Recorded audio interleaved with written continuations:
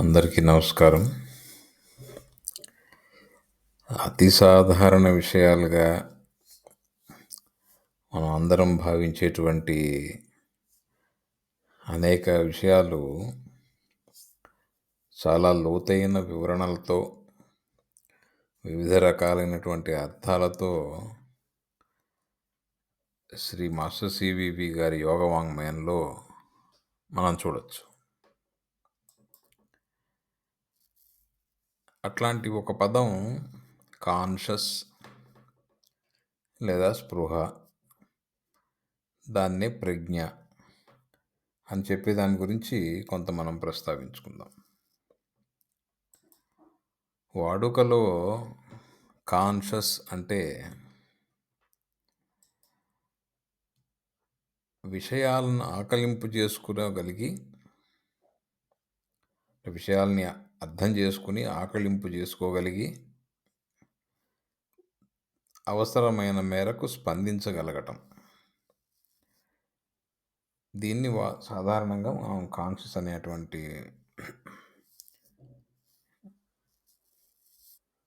దానికి మనం అర్థంగా చూస్తాం. సైన్స్ ప్రకారం జీవరూపాలకే ఈ స్పృహ పరిమితమైనప్పటికీ మన భారతీయ తత్వచింతనలో అటువంటి పరిమితి ఏమీ లేదు.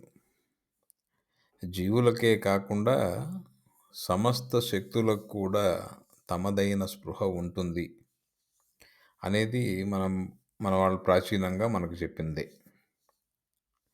అయితే ఈ శక్తులు జరిపేటువంటి కొన్ని నిర్దిష్టమైన ప్రక్రియల్లో అవి తమ స్పృహతో కూడినటువంటి గమనికని, దానికి సంబంధించినటువంటి ఉదాహరణలు మనకి ప్రాచీన వాంగ్మయంలో అంతగా లభ్యం కావు. అయితే ఈ మార్గంలో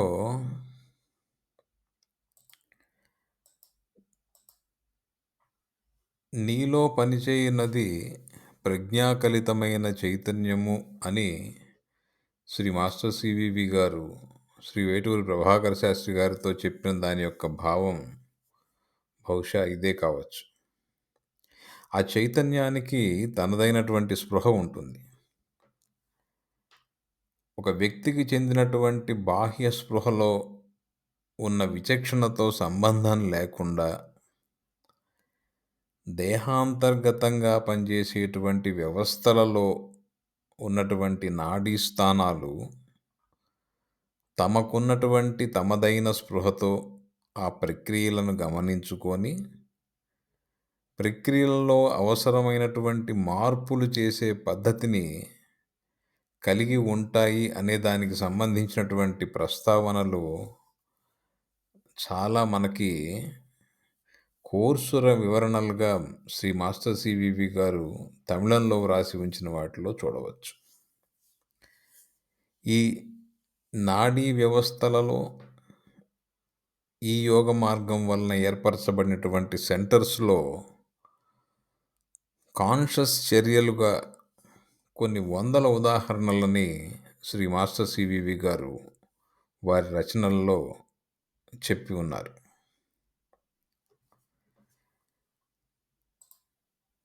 ఇక ఈ అభివృద్ధిలో భాగంగా జరిగేటువంటి ఈ ప్రక్రియ అంతా కూడా దీని వెనుక ఉన్నటువంటి మరొక ఉన్నతమైన అద్భుతమైన కోణాన్ని ఎంటీఏ లెటర్స్లో జనవరి 11, 1912లో ఇలా చెప్పారు ఇంగ్లీష్లో. In giving all developments to their systems up to reach their limits to a certain stage, what is called mind force or action in the center nearly may be called as self-hypnotization from this world of delusion and to the plane of explaining manifestation, the absolute to a form, converting ego to an universal mind. దానికి మనం స్వేచ్ఛానువాదాన్ని కనుక చూసుకుంటే వాళ్ళ వ్యవస్థలకి సమస్త అభివృద్ధి అంశములని కూడా ఒక నిర్దిష్ట దశకు చేరుకునే వరకు ఇవ్వడంలో మైండ్ ఫోర్స్ అనగా కేంద్ర స్థానములో జరుగుతున్న చర్య అనబడే దానిని వాస్తవికతను వ్యక్తం అవనీయని ఈ ప్రపంచంలో ఉంటూనే సంపూర్ణ వ్యక్తీకరణను వివరించగలిగేటువంటి ప్లేన్నకు చేర్చేటువంటి సెల్ఫ్ హిప్నటైజేషన్ అని దాదాపుగా ఆ ప్రక్రియని పిలవవచ్చు. అఖండత, రూపపరిమితికి పరిణామం చెందటం, పరిమిత స్వస్వరూప ఉనికి భావనను యూనివర్సల్ మైండ్గా మార్పు చేయటం. అంటే దీని గురించి కొంత చెప్పుకుంటే కనుక ఈ మీడియంల చేత చేయించినటువంటి ఈ ప్రక్రియల్లో ఆ ప్రక్రియ ఒక రకంగా వాళ్ళకి సెల్ఫ్ హిప్నటైజేషన్ అనేటువంటి ప్రక్రియగా అది జరుగుతూ ఉంటుంది. అఖండత, ది యాబ్సల్యూట్, అక్కడి నుంచి ఒక పరిమితితో కూడినటువంటి రూపపరిణామంగా మానవ పరిణామం చెందటం. ఈ మానవ పరిణామంలో ఉన్నటువంటి అహంకార అంటే స్వస్వరూప జ్ఞానాన్ని కలిగిన స్వస్వరూపం యొక్క ఉనికిని గుర్తించగలిగేటువంటి భావనతో కూడి ఉండి కూడా యూనివర్సల్ మైండ్ విశ్వవ్యాపితంగా ఉన్నటువంటి ఆలోచనా తరంగ వ్యవస్థతో అనుసంధానమై కలిగి ఉండటం అనేటువంటి ప్రక్రియలని ఒక సెల్ఫ్ హిప్నటైజేషన్ ప్రాసెస్లో చెప్పినట్లున్నారు. ఇంకా అదే రోజున ఇలా తెలిపారు. The element that has been projected into the higher substance of inner evolution has been cast into glass pot, symbolizing a sacred space for the conscious spirit's virtues, guiding the soul towards achieving oneness. దీని యొక్క తెలుగు స్వేచ్ఛానువాదం తీసుకుంటే, దేహాంతర్గతంగా పరిణామ ప్రక్రియలలో ఉన్నతమైన వికాసముగా ఏదైతే నిర్దేశితమవుతుందో అది ఒక గాజు కుండ వంటి స్థానములోకి, అంటే ఒక పవిత్రమైన స్థాయి సూచిక వంటి స్థానములోకి సచేతన స్పృహ కలిగి ఉండే గుణాలుగా పోతపోయబడి జీవుడు 1 పాయింట్తో కూడి ఉండగలగటానికి దోహదమవుతుంది. అంటే చాలా ఉన్నతమైనటువంటి గుణాలు మన అంతర్గత పరిణామంలో మనలో మనం ఏర్పరచుకోవాలి. ఆ ఏర్పడటానికి ఈ ప్రక్రియలు మాస్టర్ గారు చేయించినటువంటి ప్రక్రియలు చాలా దోహదపడతాయి. ఒక సెల్ఫ్ హిప్నటైజేషన్ మాదిరిగా ప్రక్రియలు జరగడం అంటే దాంట్లో వ్యక్తి యొక్క ఆలోచన నాణ్యత ఎంతటి ముఖ్య పాత్ర కలిగి ఉంటుందనేది ఈ మార్గంలోని విషయాలను మనం గనక పరిశీలించుకుంటే తెలుస్తుంది. వన్నెస్ అంటే ఇక్కడ వన్తో కలిసి ఉండటము, అంటే ఈ మార్గంలో వన్తో కలిసి ఉండటము అంటే బహుశా 1 పాయింట్తో జతపడి ఉండటము అన్న అర్థంలో కావచ్చు. ఇది సామాన్యులకు కుదిరే పని కాదు. గడియారంలోని ముళ్ళులాగా కుండలిని ప్రక్రియ దేహంలో జరుగుతున్నప్పుడు ఒక ముళ్ళు ఒక స్థానం నుంచి ఇంకో స్థానానికి కదిలేటప్పుడు అది గుండె స్పందనల మధ్య గల నిశ్చల స్థితిలో మాత్రమే వన్తో జతపడి ఉండటం అనేటువంటి మహోన్నత ప్రక్రియ జరుగుతుంది అని శ్రీ మాస్టర్ సివివి గారు ఎం కోర్స్ యొక్క వివరణలుగా రాసినారు. గుండె కొట్టుకోవటం అంటే కుండలిని చర్య జరగటం. కుండలిని చర్య జరగటం అంటే పరిమిత స్థాయిలో దేహంలో జరగటం. అది జరిగే ప్రక్రియలో 1 పాయింట్తో జతపడి ఉండటం అనేది కుదరదని, ఆ రెండింటి మధ్య ఉన్న వ్యవధిలో మాత్రమే 1 పాయింట్తో జతపడి ఉండగలరని శ్రీ మాస్టర్ గారు చెప్పిన దాంట్లో ఉంది. ఎంతటి ఉన్నతమైన సహకారం అందించినప్పటికి కూడా ఏ ఒక్క మీడియం కూడా అటువంటి స్థితిని సాధించలేకపోయారు. ఆ స్థితి మాట అలా ఉంచి, చెయ్యమని చెప్పిన సాధన కూడా మీడియంలు పూర్తి చేయనందువల్ల, ఆ మిగిలిన సాధనంతా కూడా తామే పూర్తి చేశామని శ్రీ మాస్టర్ సివివి గారు రాసి ఉన్నారు. ఈ అంతర్గత వ్యవస్థలోని చక్రస్థానాలకి వాటిదైనటువంటి స్వీయ కాన్షస్ ఉన్నట్లే, మానవుడి యొక్క వివిధ పారభౌతిక దేహాలకు కూడా వాటి వాటి కాన్షస్ ఉన్నదని శ్రీ మాస్టర్ సివివి గారి రచనలో మనం చూడొచ్చు. ఉదాహరణకి యాస్ట్రల్ కాన్షస్.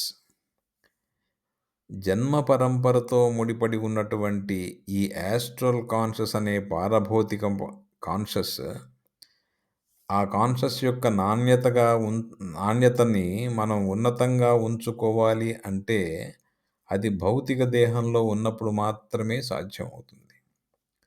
కాబట్టి మానవుడికి భౌతిక దేహ స్థితే అత్యున్నతమైన స్థితి. ఈ దేహం తుచ్చం కాదు. ఈ భౌతిక దేహము సంపూర్ణ వికాసాన్ని అందుకోవడమే ఈ మార్గ లక్ష్యం. ఇక ఈ ఫిజికల్ కాన్షస్ లేదా ఔటర్ కాన్షస్గా చెప్పబడింది మెదడు యొక్క ఆలోచన తరంగ వ్యవస్థ ద్వారా ఏర్పడినటువంటి ఒక అంతర్గత తరంగ వ్యవస్థ. ఈ వ్యవస్థని తాత్కాలికంగా కానీ శాశ్వతంగా కానీ మార్పులు చేసే ప్రక్రియలు మీడియంలకు వారికి ఇవ్వబడినటువంటి సాధనలో ఉన్నాయి. ఇక ట్రాన్స్ స్థితిలో ఉండేటువంటి ముగ్గురు మీడియంలు శ్రీ ఎస్ సుందర్ శర్మ గారు, శ్రీమతి సి వెంకమ్మాళ్ గారు, శ్రీమతి అమ్మణి అమ్మాళ్ గారు, వాళ్ళ ముగ్గురి వ్యవస్థలు మటుకు శ్రీ మాస్టర్ సివివి గారి అధీనంలోనే ఉండి వారి చేతనే మార్పు చేయబడ్డాయి. అంతర్గత వ్యవస్థలు వాటి యొక్క ప్రక్రియల నిర్దేశనాన్ని బట్టి అటువంటి ఇతర వ్యవస్థల కాన్షస్ను కూడా ఈ వ్యవస్థలే మార్పు చేయడాన్ని గురించి కూడా వారు రాశారు.